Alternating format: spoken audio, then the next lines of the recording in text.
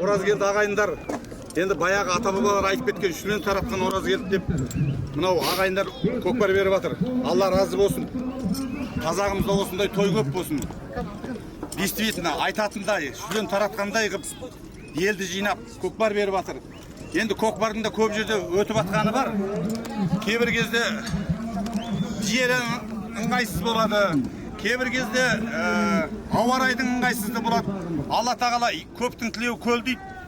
Бүгін Оразгелді ағайындардың көкпарына түнімен жаңбыр жауып, күндіз ашылып, елдің батасы, елдің дұға тілектері қабыл болатындай бір әдемі көкпар болып жатыр. Алла тағала жүғылғай сүрінменен аман болып, палуандар салынып болып қайта берсін еліне.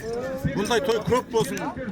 Бізде қазақта ұлттық спорты жақсы көтеріп жатыр.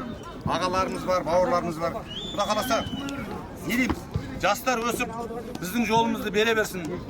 Міне, 20 жасынан шапқаннан, міне 31 жыл болды көкпар шапқаныма. Құдайға шүкір. Бүгін міне қазір 8 тайға салымды болып жатыр.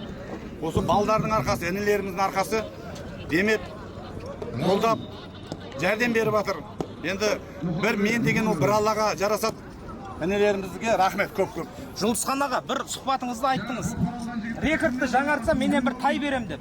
Сол рекордты жаңартатын өзіңізден кейін өскелең ұрпақ дүниеге келді ма, келе ма, кімдерде үміттесіз? Енді мен рекорд емес, рекорд деген болады. Мен айттым, рекордты жас ерекшелігіне қараған жоқпыз.